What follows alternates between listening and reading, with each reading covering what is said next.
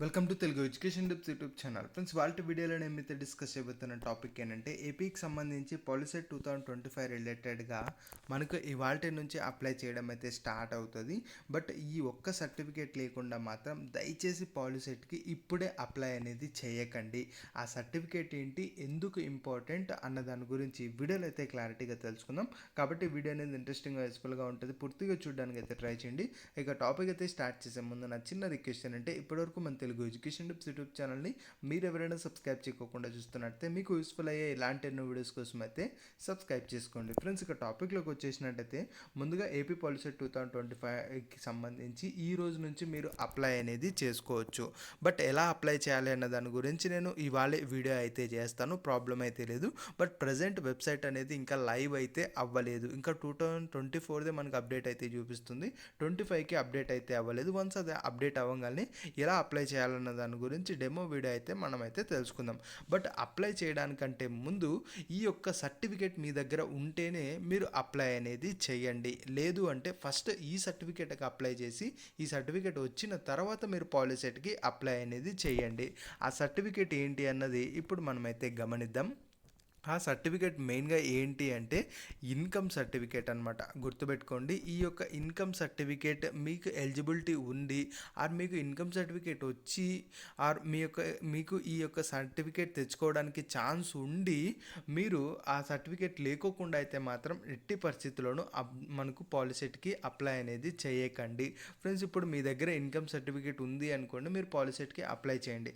Income certificate లేకపోతే మాత్రం first మీరు మీ సేవ మనకు సచివాలయంకి వెళ్ళేసి క్యాస్ట్ అండ్ ఇన్కమ్ సర్టిఫికేట్కి మీరు అప్లై అనేది చెయ్యండి. అప్లై చేసిన తర్వాత ఈ యొక్క ఇన్కమ్ అండ్ క్యాస్ట్ మీకు రావడానికి ఒక 7 days టైం అయితే పడుతుంది. ఆ యొక్క 7 days అయిపోయిన తర్వాత మీ దగ్గర ఈ సర్టిఫికేట్ ఉంటే అప్పుడు మీరు ఈ యొక్క పాలిసెట్కి అప్లై చేయడం అయితే బెటర్. ఎందుకు ఈ సర్టిఫికేట్ అంత ఇంపార్టెంట్, ఎందుకు డెడికేటెడ్గా వీడియో చేస్తూ స్ట్రెస్ చేసి చెప్తున్నాము అంటే ఈ యొక్క ఇన్కమ్ సర్టిఫికేట్ ఉందా, ఈ యొక్క ఇన్కమ్ సర్టిఫికేట్ని బేస్ చేసుకొని మీకు ఫీ యొక్క రియంబర్స్మెంట్ ఇవ్వాలా వద్దా అన్నది మనకు గవర్నమెంట్ వాళ్ళు అనేది డిసైడ్ చేస్తారు. ఇక్కడ ఫీజు రియంబర్మెంట్ అంటే మీ తరపున మీ యొక్క కాలేజ్ ఫీజు అన్నది గవర్నమెంట్ వాళ్ళు పే చేస్తారు. అది ఎప్పుడు ఈ యొక్క ఇన్కమ్ సర్టిఫికేట్ మీ దగ్గర ఉండి అందులో గవర్నమెంట్ వాళ్ళు పెట్టిన ఎలిజిబిలిటీస్ మీరు మీట్ అయినట్టయితే అప్పుడు మాత్రమే మీ యొక్క ఫీజు అనేది, మీ యొక్క కాలేజ్ ఫీజు అనేది గవర్నమెంట్ వాళ్ళు పే చేయడం అయితే జరుగుతుంది. అది ఏ బేసిస్లో అంటే మీరు ఇన్కమ్ సర్టిఫికేట్ ప్రొవైడ్ చేస్తే అందులో ఉన్న ఎలిజిబిలిటీస్ని బేస్ చేసుకొని ఎవరు ఎలిజిబుల్ అవుతారు, ఎవరు ఎలిజిబుల్ కారు అన్నది ఫర్దర్ కేసెస్లో ఉంటుంది. బట్ మీ దగ్గర ఇన్కమ్ సర్టిఫికేట్ లేకపోతే మాత్రం ఫస్ట్ ఇన్కమ్ సర్టిఫికేట్కి అప్లై చేయండి. ఇక్కడ క్యాస్ట్ అండ్ ఇన్కమ్ సర్టిఫికేట్ రెండు కూడా ఇంపార్టెంటే. బట్ క్యాస్ట్ సర్టిఫికేట్ అలానే ఇన్కమ్ సర్టిఫికేట్ రెండిట్లతో కంపేర్ చేసుకుంటే మాత్రం ఇన్కమ్ సర్టిఫికేట్ అనేది చాలా చాలా ఇంపార్టెంట్. అప్లై చేసే ప్రతి ఒక్కరు కూడా క్యాస్ట్ అండ్ ఇన్కమ్ సర్టిఫికేట్ పేరుగానే అప్లై చేస్తారు కాబట్టి లేకపోయినట్టయితే ఖచ్చితంగా ఈ రెండు సర్టిఫికేట్స్ మీరు అప్లై చేసుకొని ఈ సర్టిఫికేట్స్ వచ్చిన తరువాతే మీరు ఈ యొక్క పాలిసెట్కి అప్లై అనేది చేయండి. ఎందుకు ఇంత చెప్తున్నానో అర్థం చేసుకోండి. చాలా అంటే చాలా సిన్సియర్ రిక్వెస్ట్. ఎందుకంటే మనలో చాలామంది పూర్ స్టూడెంట్స్ ఉంటారు, ఫినాన్షియల్గా ఎఫర్ట్ చేయలేని స్టూడెంట్స్ ఉంటారు.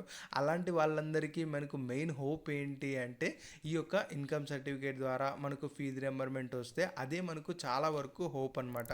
కాబట్టి మీరు తెలుసో తెలియకో ఈ యొక్క ఇన్కమ్ సర్టిఫికేట్ లేకుండా అప్లై చేసి ఫర్దర్గా కౌన్సిలింగ్ టైంకి నా దగ్గర ఇన్కమ్ సర్టిఫికేట్ ఉంది, నేను ఇప్పుడు ఎలా ప్రొడ్యూస్ చేయాలి, ఎలా ఎలిజిబిలిటీ తీసుకోవాలంటే అప్పుడు పాసిబుల్ అనేది అవ్వదు. ఎందుకు ఇలా చెప్తున్నా అంటే 2024లో కానీ 2023లో కానీ చాలామంది స్టూడెంట్స్ని అయితే ఈ యొక్క ప్రాబ్లం ఫేస్ చేయడం అయితే చూసామన్నమాట. కాబట్టి అందుకే మీకు ఇంకా అప్లై చేయకముందే అంటే ఇంకా మనకి ఏదైతే అప్లికేషన్ స్టార్ట్ అవ్వలేదో, ఇవాళ వెబ్సైట్ అవ్వలేదో అప్పుడే నేను మీకు స్ట్రెస్ చేసి అయితే చెప్తున్నాను. కాబట్టి ఫస్ట్ మీ సేవ సచివాలయానికి వెళ్ళి ఇన్కమ్ అండ్ క్యాస్ట్ అప్లై చేయండి. ఇవి వచ్చిన తరువాతే మీరు ఈ యొక్క పాలిసెట్ ఏదైతే అప్లికేషన్ ఉంటుందో దాన్ని ఫిల్ చేయడానికి అయితే ట్రై చేయండి. ఎలా అప్లై చేయాలన్న దాని గురించి మన ఛానల్లో కమింగ్ వీడియోస్ అయితే వస్తాయి. ఆ తర్వాత కూడా చాలా అంటే చాలా వీడియోస్ మన ఛానల్లో రాబోతున్నాయి. అవన్నీ మిస్ అవ్వకుండా ఉండడానికి మన తెలుగు ఎడ్యుకేషన్ టిప్స్ యూట్యూబ్ ఛానల్ని సబ్స్క్రైబ్ చేసుకోండి.